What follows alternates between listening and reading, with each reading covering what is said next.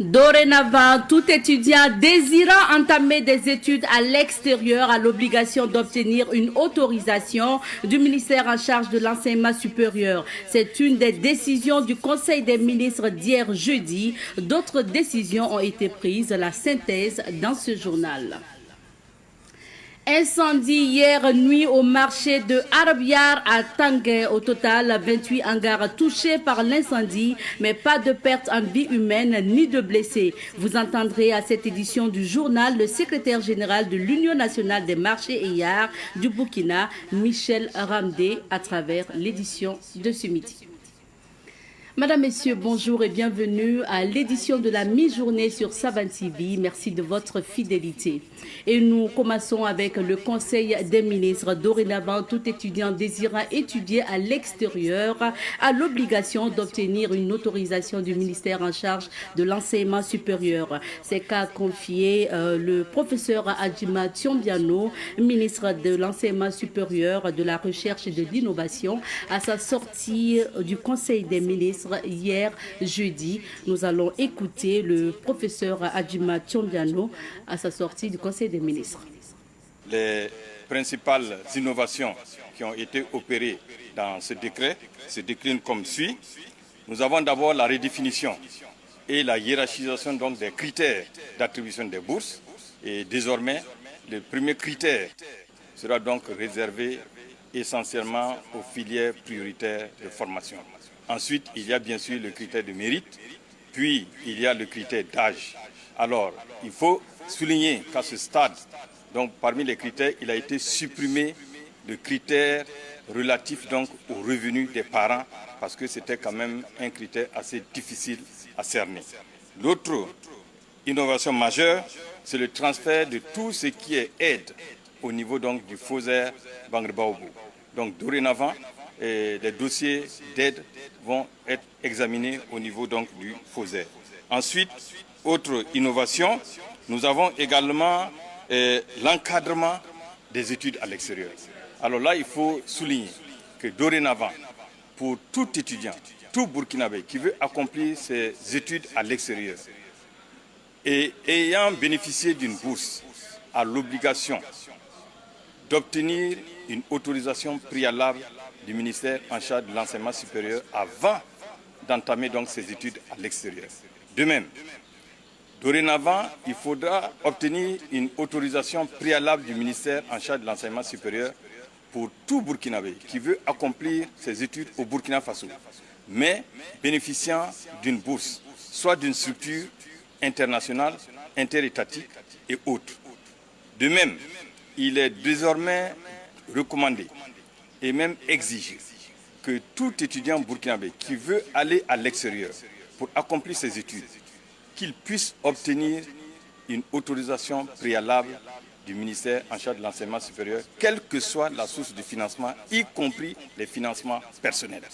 Donc, faute de quoi, sans l'obtention de ces autorisations préalables, l'apprenant s'expose à ce que le diplôme, le titre ou le grade obtenu à l'extérieur ne soit pas reconnu au Burkina Faso. Pour les études à l'extérieur, il faut requérir l'avis préalable du ministre en charge de l'enseignement supérieur pour que nous puissions avoir un regard sur le contenu de la formation de l'enfant, parce que nous avons remarqué qu'il y a beaucoup d'enfants qui sortent du pays, mais qui se retrouvent être des cas sociaux à l'étranger.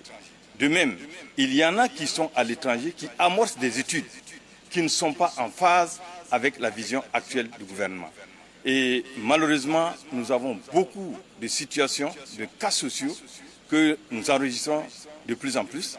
Donc, il était devenu important pour le gouvernement de s'assurer que tout Burkinabé qui sort pour des études à l'extérieur, en tout cas, a le quitus du ministère, mais également s'inscrit dans la vision des filières de formation donc, du gouvernement.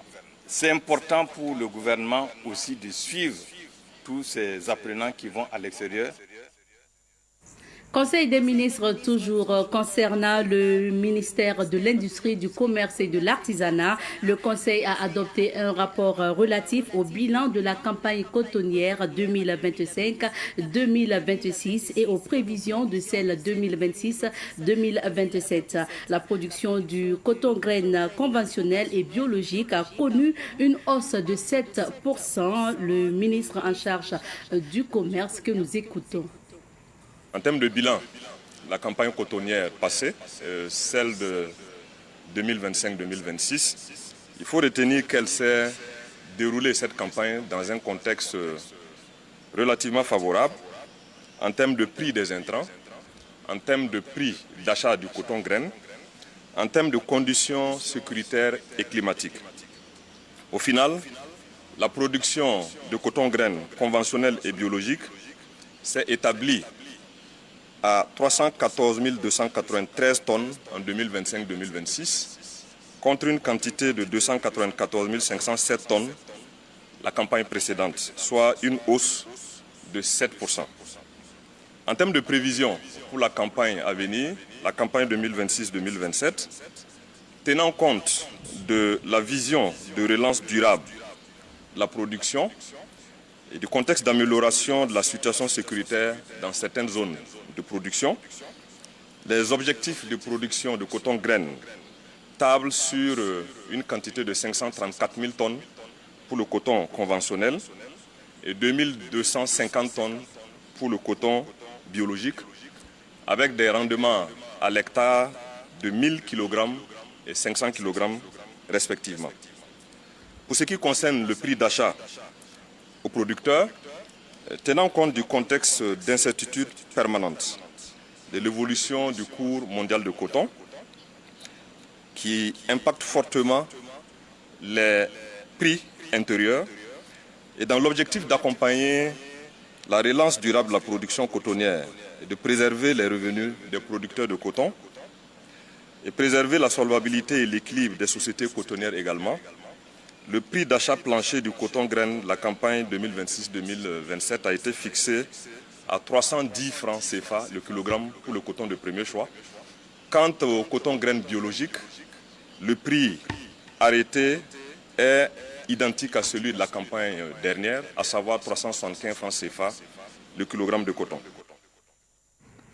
Ce matin, le président du Faso, le capitaine Ibrahim Traoré, a reçu des lettres de créance de nouveaux ambassadeurs. Au nombre de 8, ces ambassadeurs disent avoir pour mission de dynamiser la coopération entre le Burkina Faso et leur pays d'origine. Parmi les pays qui deviennent amis du Burkina Faso, on peut citer la Tanzanie, l'Indonésie, la Somalie, l'Angola, le Royaume d'Arabie Saoudite, le Bangladesh, Israël et l'ordre souverain militaire hospitalier de Saint-Jean de Jérusalem et Rhodes.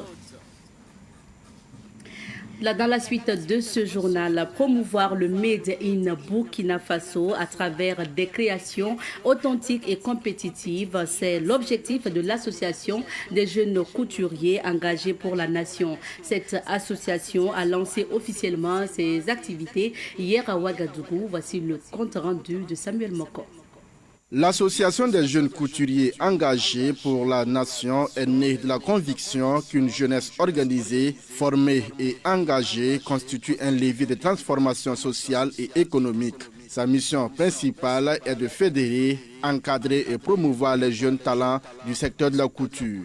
Elle vise également à renforcer leurs capacités techniques et entrepreneuriales, à encourager l'innovation dans la mode et à la contribution active de la lutte contre le chômage des jeunes. Offrir des formations continues et spécialisées à nos membres. Initier des actions citoyennes et solidarité au profit des couches vulnérables. Établir des partenariats stratégiques avec des instituts publics et privés. Je voudrais ici lancer un appel solennel à tous les jeunes couturiers à nous rejoindre. Engagés, ensemble, faisons de notre passion un véritable levier de développement pour notre nation. Pour la confection des tenues des forces de défense et de sécurité, l'Association des jeunes couturiers engagés pour la nation rassure.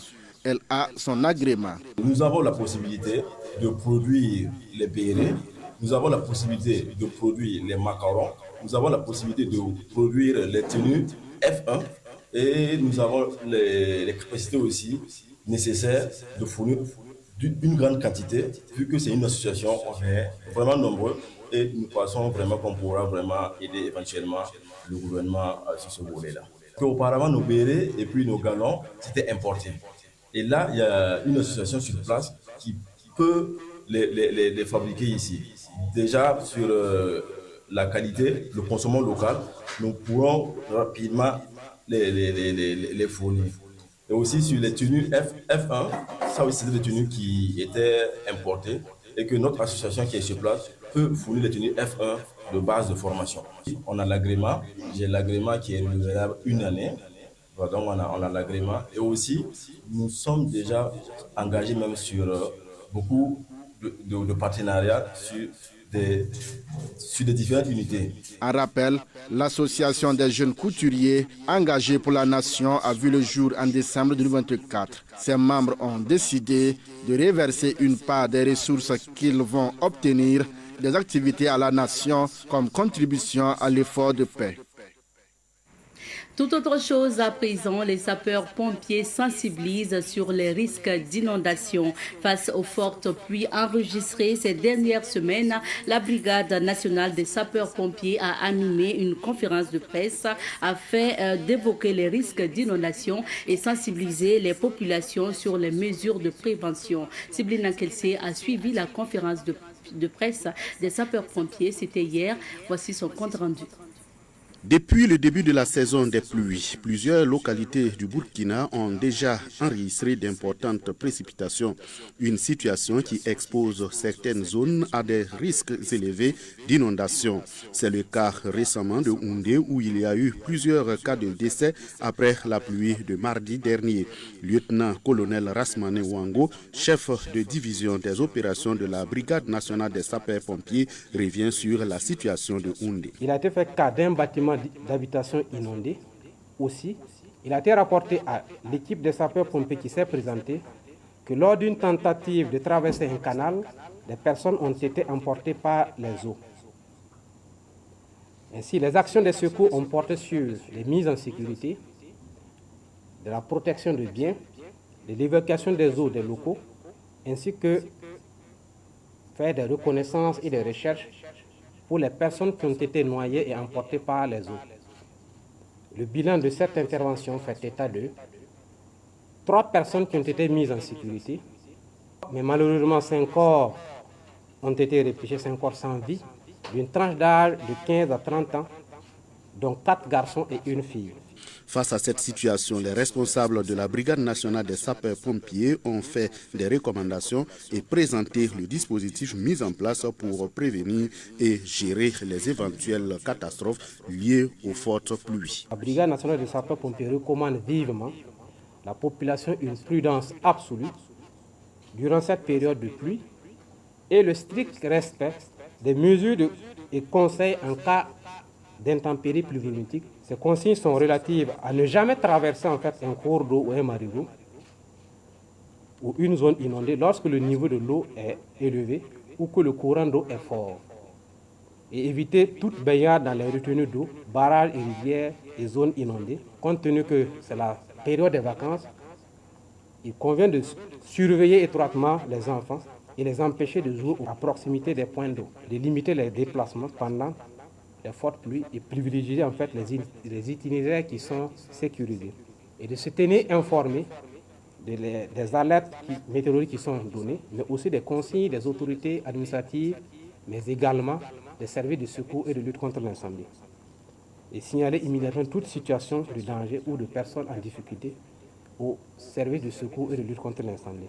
Ils ont également dressé un état des lieux des interventions déjà réalisées sur le terrain durant ces dernières années. Les statistiques des interventions de la Brigade nationale de sapeurs-pompiers ces dernières années font état de plus de 600 interventions relatives bien sûr aux inondations avec 134 décès. Ces statistiques couvrent la période de 2010 à 2025 Et cela concerne environ plus de 5000 concessions qui ont été inondées. Donc pour dire qu'au cours de l'année 2010 à 2025, 603 interventions de la BNSC ont concerné plus de 5000 concessions qui ont été inondées, avec plus de 134 décès. Donc au regard de ces statistiques, il convient une fois de plus que la Brigade nationale de sapeurs-pompiers. Les soldats de feu invitent les populations vivant dans les zones inondables à redoubler de vigilance. Ils recommandent notamment le curage des caniveaux, l'évacuation des eaux stagnantes et le respect des consignes de sécurité en cas de forte pluie. La brigade rappelle également l'importance d'alerter rapidement les services de secours dès les premiers signes de danger afin de limiter les pertes en vie humaine et les dégâts matériels. Et justement, ces soldats du feu sont intervenus hier nuit à Arviar, ce marché qui a connu un incendie de la nuit du 25 juin au 26 juin. Les sapeurs-pompiers, les jeunes et la police ont été alertés pour stopper le feu. Alors, au total, 28 hangars ont été touchés par l'incendie.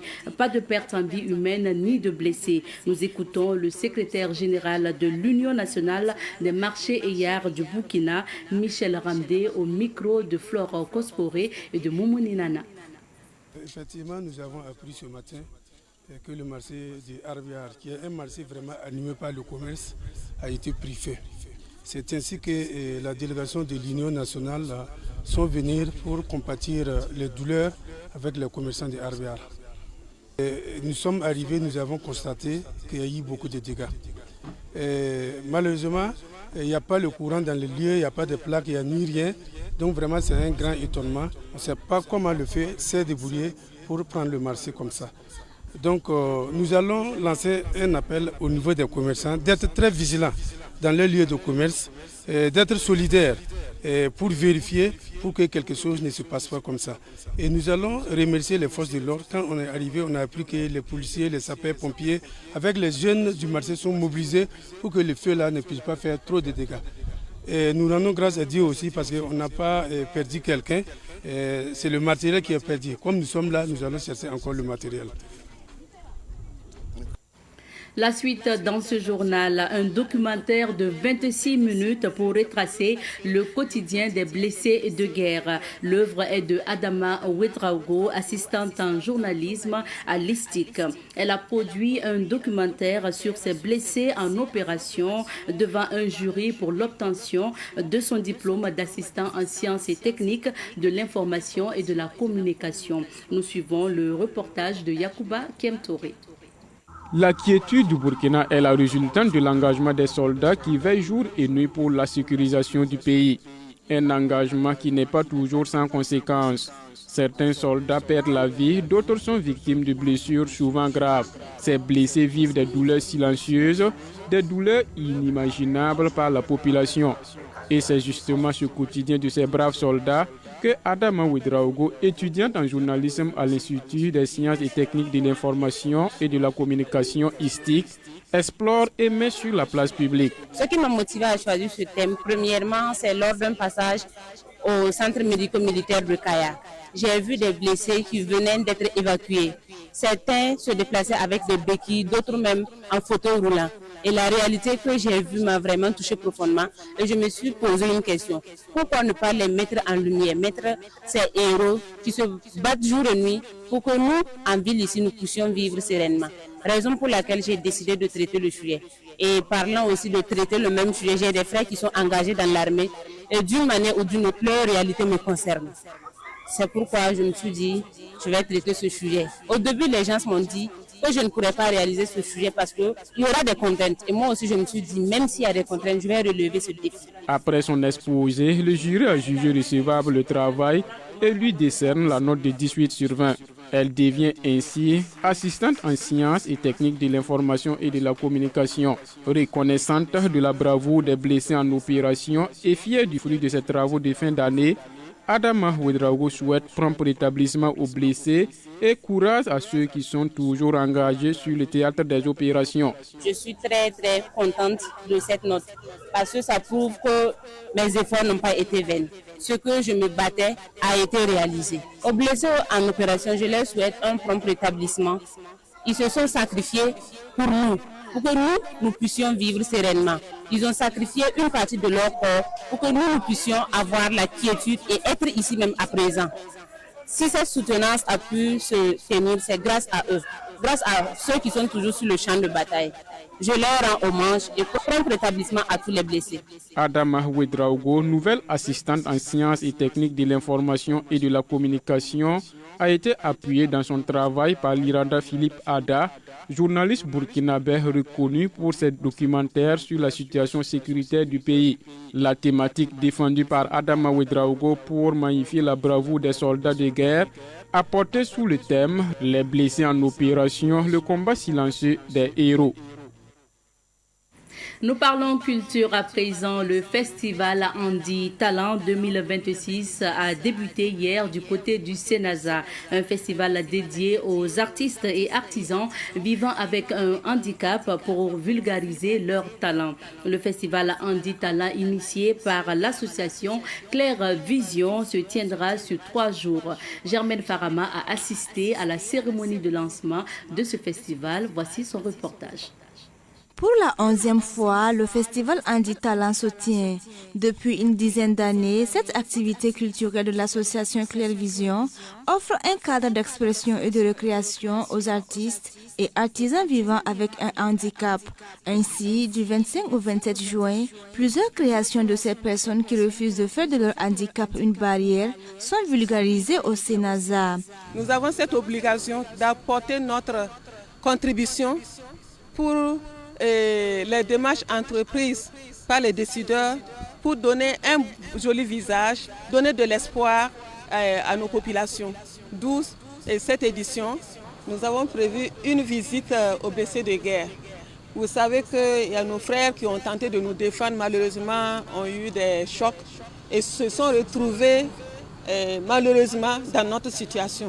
Ils n'étaient pas nés ou bien n'ont pas grandi avec le handicap et aujourd'hui ils se retrouvent dans la situation. Nous avons ce devoir d'aller leur rendre visite et de leur faire comprendre qu'après le handicap, il y a une vie derrière. Il faut qu'on les encourage. Et après, comme on a décidé de contribuer aux actions de développement, le samedi, nous irons contribuer à Faso Mebo. Voilà, nous allons aller passer un temps là-bas et puis pour montrer que malgré le handicap, nous sommes des acteurs de développement aussi. Andi Talent est aussi un cadre de promotion des droits des personnes vivant avec un handicap. Il participe au développement du savoir-faire de ces personnes à travers des formations et des séances de sensibilisation. Ce qu'il faut retenir, c'est la résilience absolue observée à notre égard. Parce que malgré les difficultés, nous avons pu tenir cette édition.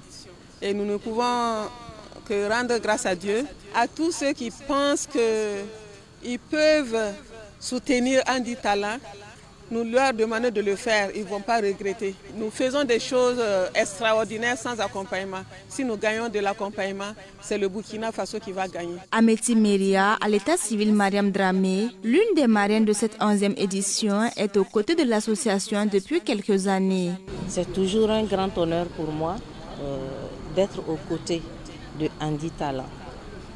Vous savez, nous sommes tous des handicapés virtuels. Tout peut basculer d'un moment à l'autre. Et donc je suis très sensible aux activités de ces personnes qui se battent doublement pour se faire valoir. Et je crois que Andi Talent, c'est l'occasion pour eux de savoir qu'ils sont au sein d'une société et qu'ils ont le devoir aussi d'accompagner la société. Au lancement de cette 11e édition du festival Andi Talent, les participants ont été tenus en haleine avec des prestations musicales.